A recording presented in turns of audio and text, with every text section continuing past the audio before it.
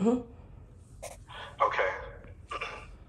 My name is Hubert Wingate, MY0297.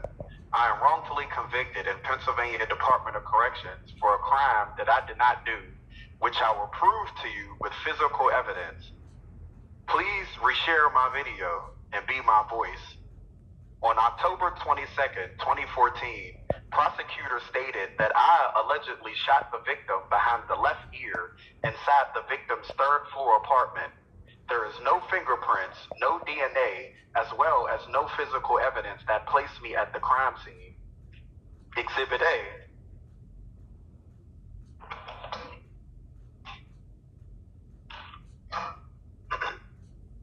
Are two legal affidavits from both of my credible alibis that state on October 22nd, 2014, between 9 and 9:30 p.m., I arrived at her home. She states that I fell down her steps, spraining my ankle, and was given crutches, and that I never left her house. Now, my trial attorney, Veronica Borstinsky, never contacted, interviewed, or brought my alibi to trial to testify my defense. In fact, my trial attorney states that she doesn't recall being told about my alibis. Exhibit 2 is my police report.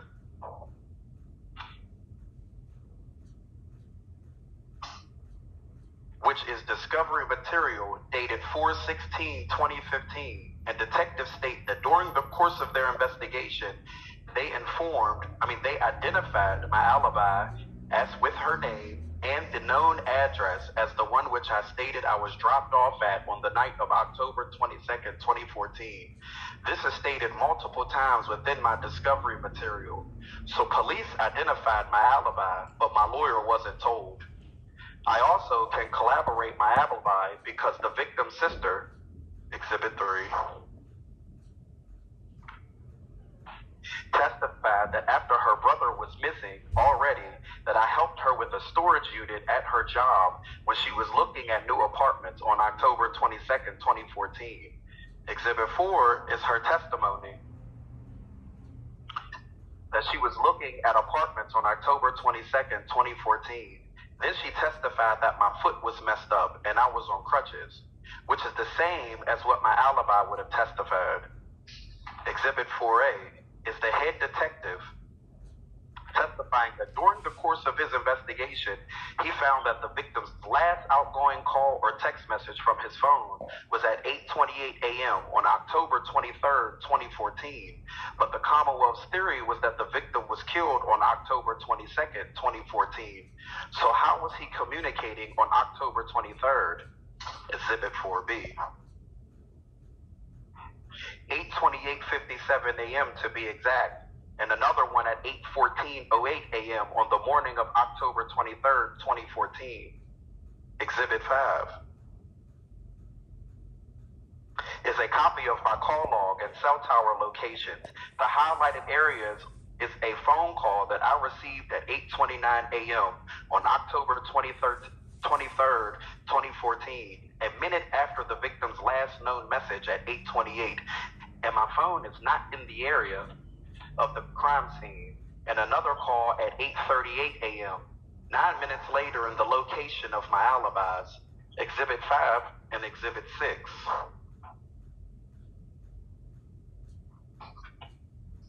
Is a Google Maps stating that the distance between the victims and my alibis is 3.9 miles, 18 minutes without stops in traffic. So 8:29 to 8:38, meaning that I would have to have shot the victim behind the left ear, which is a particular position, meaning I would have to be behind the victim at a certain angle, which would take time.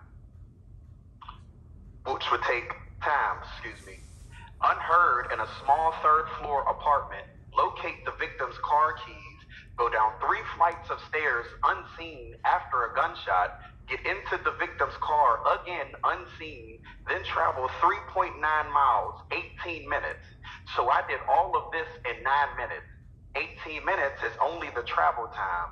What about the time that it would take to actually commit these crimes inside this apartment? So how did I get implemented in this crime?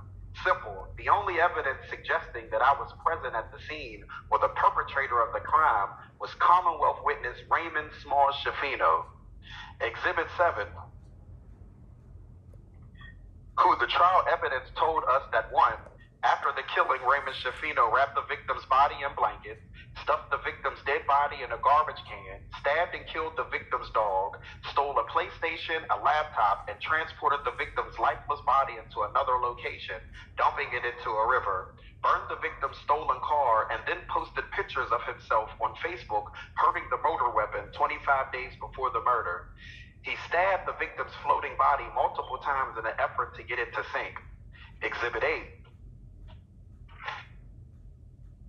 The evidence shows us that Raymond Shafino agreed to cooperate for 2 to 6 years to testify that I allegedly killed the victim, even though he admitted to every element of the crime.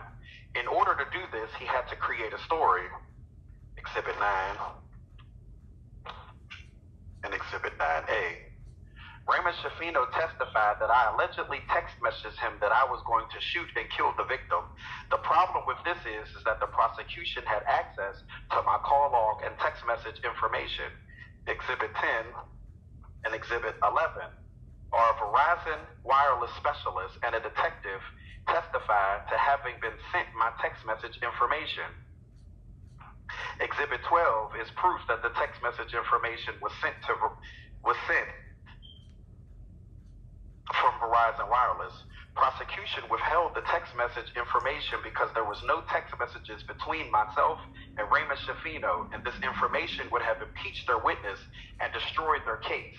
So they withheld this favorable evidence to convict me, even though prosecution knew that Raymond Shafino was giving false testimony.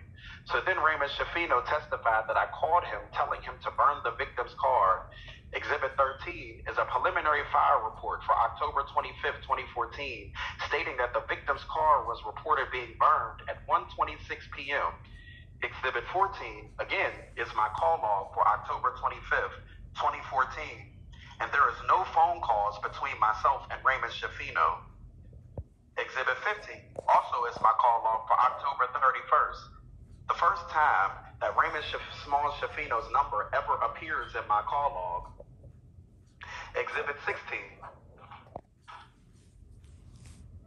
Stacy Capella, a Verizon wireless specialist, testified that even if Raymond Shafino was using a Wi-Fi network to call my phone, it would still be recorded in my records.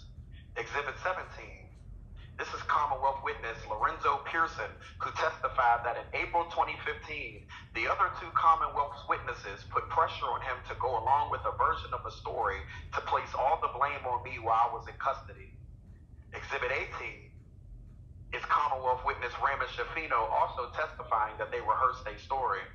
Exhibit 19 and 19A, Commonwealth witness Eric Crawford testified that in an interview with police, March 24th, 2015, that I shot 2 or 3 gunshot wounds into the victim in an attempt to put holes in him. He then, at trial, switches his story, stating that I shot at the victim's body, but he states that the police informed him that the victim only had been shot once. I did not know that the police were allowed to coach witnesses in important details of the case. Now remember in Exhibit 1, an affidavit of my witnesses that seen Raymond Shafino driving the victim's car, dropping me off at her hotel, holding a black trash bag, but my trial attorney never interviewed or called these witnesses at trial. She even stated that she didn't know of these witnesses, but yet she spoke of them in her closing argument, stating that I was dropped off at their hotel. Exhibit 20. Exhibit 21 and 22 is my attorney begging the court to look at my phone cell towers, physical evidence that does not support the Commonwealth's theory. Exhibit 23 is a statement that Raymond Shafino told Eric Crawford that if he went to prison, he was going to get a teardrop because he caught a body. Please like and reshare my video because in prison we have no voice. Send my video to whoever you think you can help. I've been in prison 8 years and have not even received an evidence hearing, even though every person that looks over my case says that I should not be in prison for crimes that I did not do. Please reshare my video and let everyone know that I am in this prison for something that I did not do.